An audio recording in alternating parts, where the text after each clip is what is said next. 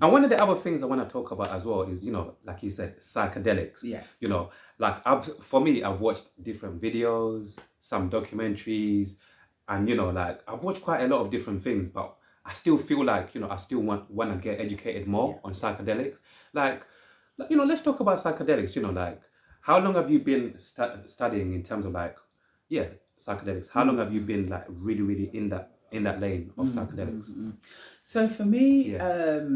really, it's kind of like, I would say it's been 7 years Okay. that I've really been into psychedelics. Before then, in the 90s when I was young was when ecstasy came along, and going to festivals and stuff. I got to enjoy all of that and dance till the morning. Yeah. But at that time I didn't know there was anything therapeutic in, let's say, ecstasy or even acid.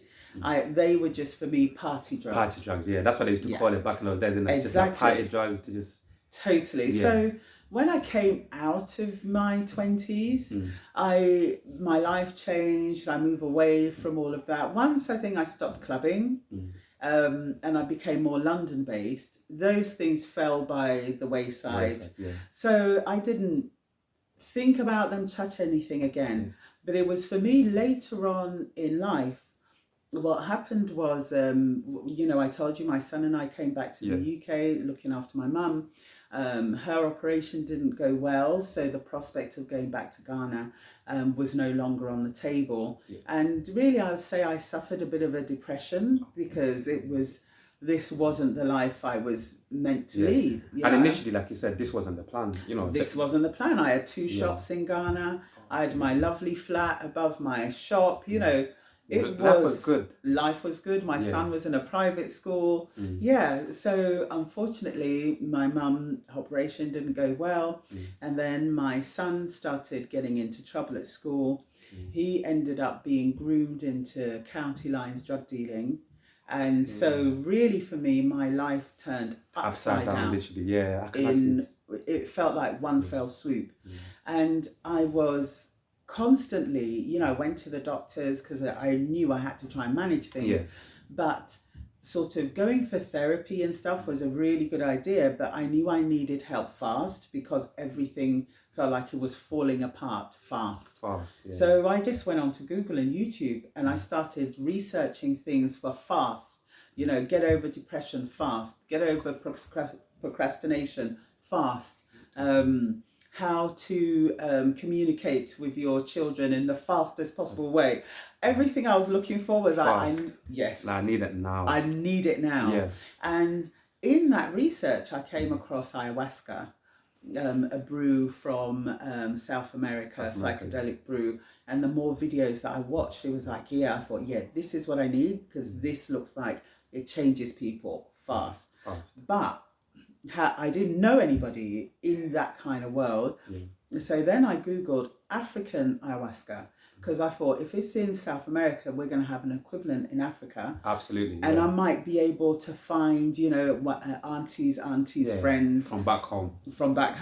So I discovered one called Iboga from Gabon, and they also use it in Cameroon. And with Cameroon being borders with Nigeria, I thought, okay, I'll be able to find somebody. But I did all this research, and everybody I asked, none of my West African friends had heard of Iboga. Nobody. So then I was doing more research.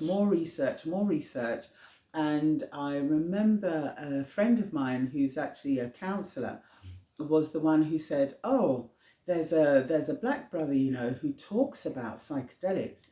He mostly talks about psilocybin magic mushrooms. So then when I Googled, and it's funny, when I was young, I heard about magic mushrooms, but it never came my way. So I had the same experience. So it was exactly that. I used to hear about it as well, but it's like, I've never been like around somebody that knew one, or somebody that knew somebody that... It seemed like something that was just like far like in other people's circles, but not too close to people that you know, or like, same thing. So once someone told me his name, Darren Springer, I, put it into Google, and it just happened to be that it was about 10 days in front. He was going to be doing a talk in East London. Oh my God. So I went to his talk. Yeah. I was like in the second row.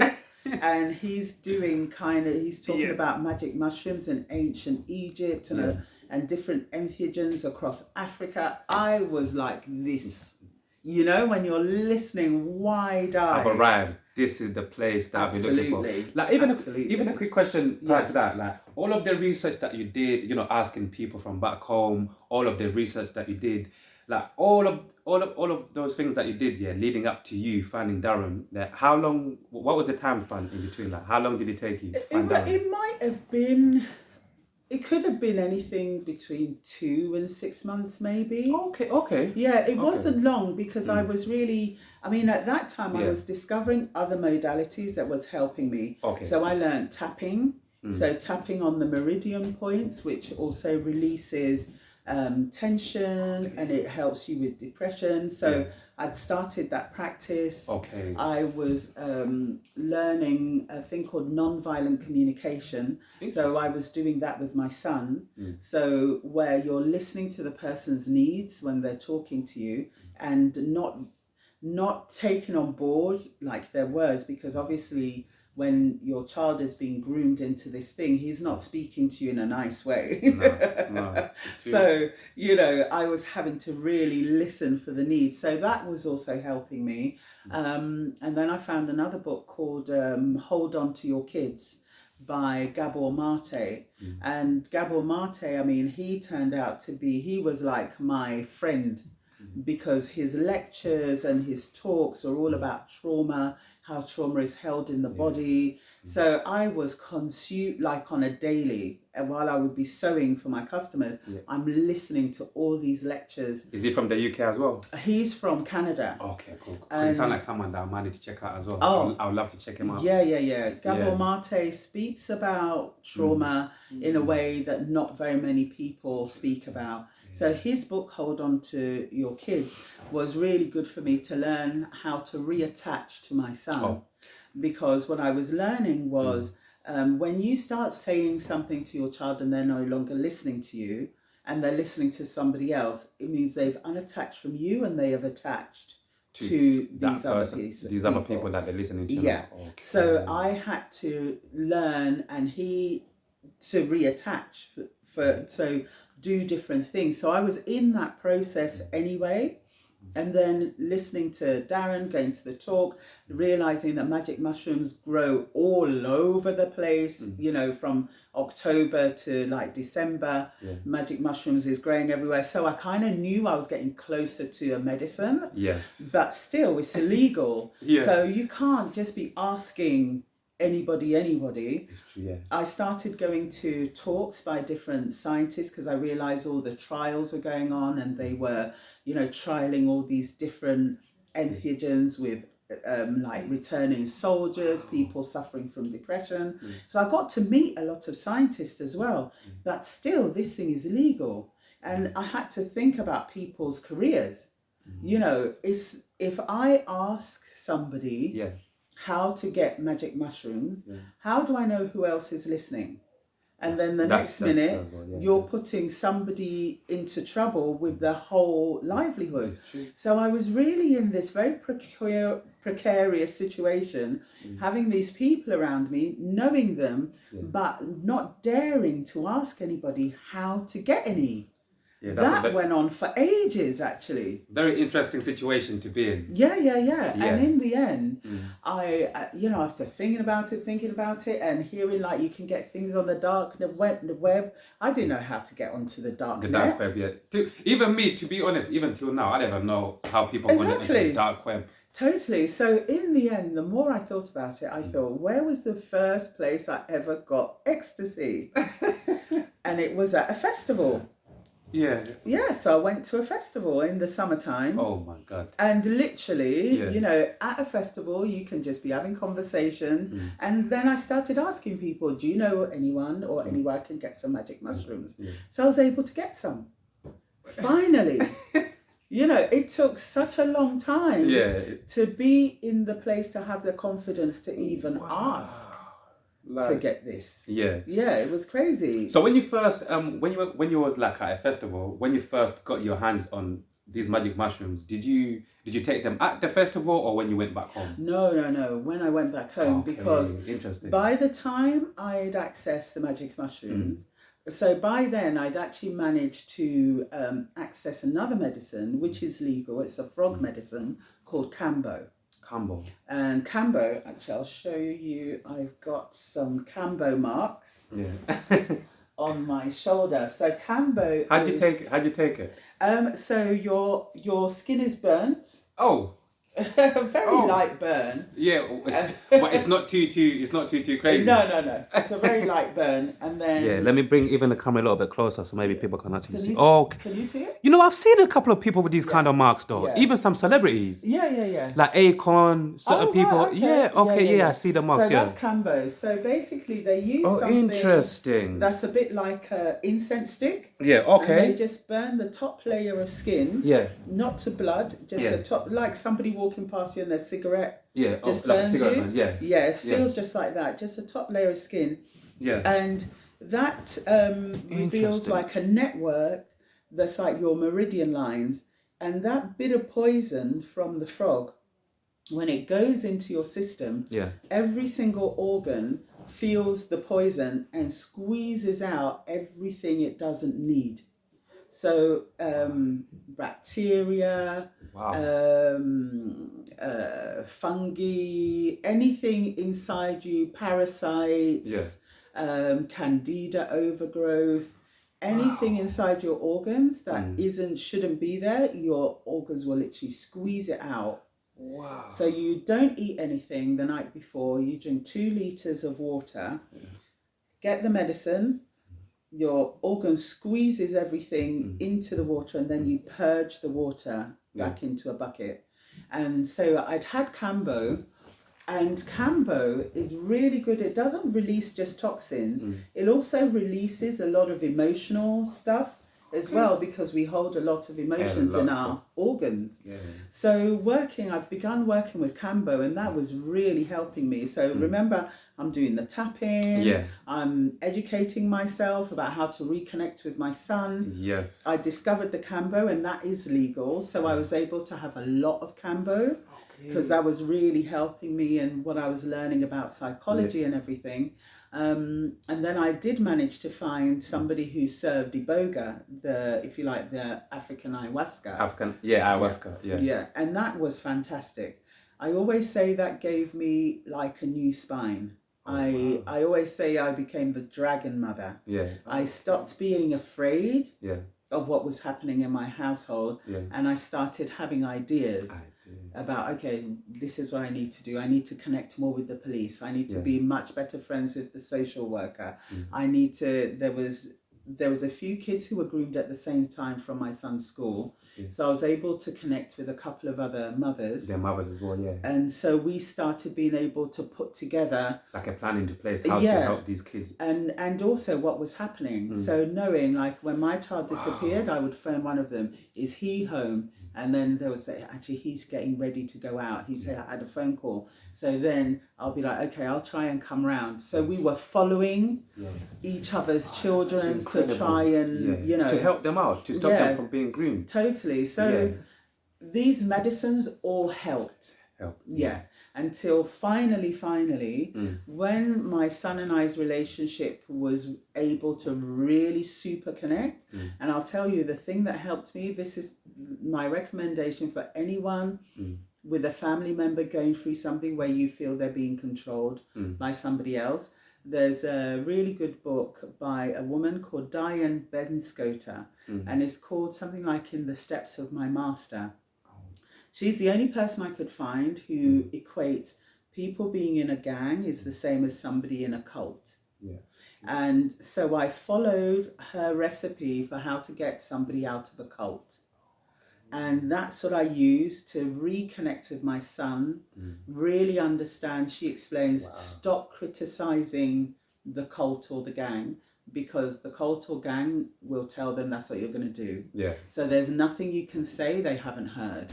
True. So what you do is you take yourself out of being in opposition. What you do is you act as if what they're doing is absolutely normal.